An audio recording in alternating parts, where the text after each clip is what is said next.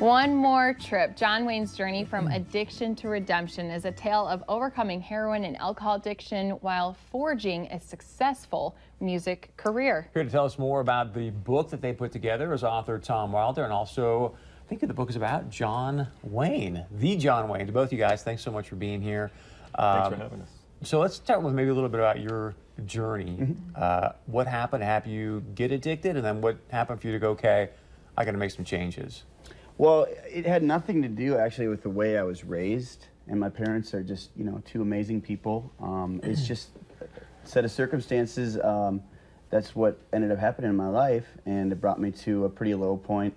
You know, when I grew up in Jamestown and then moving to Fargo for a lot of years, cooking in restaurants and going to chef school here. There's definitely some weird moments in chef school. At any rate, like, I moved to Minneapolis because I thought, you know, the answer lied in a geographical remedy of some sort, and that wasn't the case. And to the low point of 2008, where I was homeless on the streets, begging for money with a sign, you know, and you know, in and out of treatment centers and stuff. And eventually, it was just bad enough that I found a solution, you know. And so was it like a cold turkey situation that you stopped, or was there like this epiphany and then you went through treatment, or? Multiple detox centers and stuff like that. But eventually the last detox I went to was the last one I needed, apparently. And then there was something like a spiritual experience that has been able to solve that chapter of my life. Well, it was bad enough that I thought about this. I thought about my mother being at my funeral. And it was just something about that thought finally motivated me to do the work necessary to find a solution. And now the whole point, I think, of the book, hopefully, is to carry a beneficial message to someone that might still be struggling, and let people know that there's a way out. Wow. So is that how you two, did you reach out to him? How did you guys kind of connect with each other? We stumbled into each other completely by accident in Indiana, of all places. I'm Wow. from Chicago, he's from Minneapolis, and we were in southern Indiana, right down by the Kentucky border. And I was there for an event for my first book, and just happened to stumble into the club he was playing at. Fell in love with his music right away, listened to it all the time. And listening to it over and over, I started to really hear the lyrics, hear beyond the lyrics, and he was talking about his struggles. And I thought there'd be a great story here. I probably knew 10% of it when I reached out to John, but it was a good 10%, and we both had the same goals and focus, that we wanted a book that could help people. Wow. So do you still fight those demons today, or are they? No, the obsession to live that way or to drink or use drugs has been lifted from me. Amen. That's awesome. Gift. Yeah.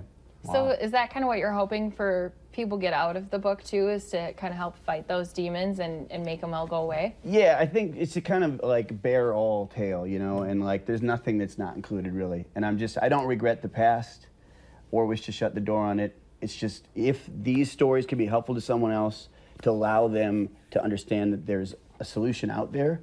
I mean, we've heard about all these solutions for years, about what they are for people that are struggling. It's just a matter of if someone's willing enough, I think, to do that, you know? So it's possible. You know, we spent about 45 minutes in his band's van one night talking about what we wanted the book to be.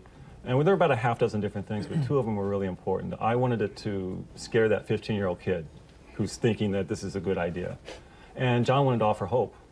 And I just wondered how we could balance that, but I think we did. We balanced both of those, that you should never try this, but if you do, there's hope you can get out of it. So what was it about his story that made you go, this needs to be a book? Sure.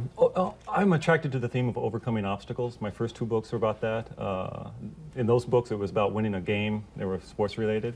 But this is just an extension of that. Now the obstacle is not a football game. It's life and death.